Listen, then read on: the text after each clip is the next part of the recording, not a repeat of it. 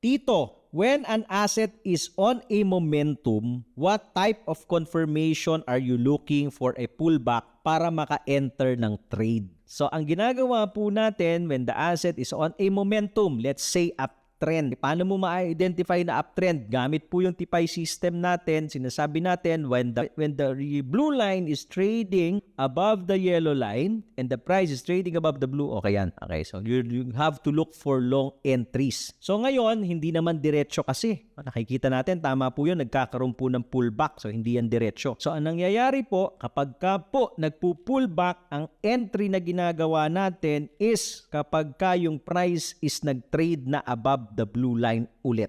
Yun yung pullback, doon tayo i-enter. Kasi ibig sabihin, pwedeng ituloy pa niya yung momentum niya. Otherwise, kung walang ganong trade, wala tayong entry. So antayin nyo po, antayin nyo na bumalik yung price above the blue line. Follow for more Tito Moves!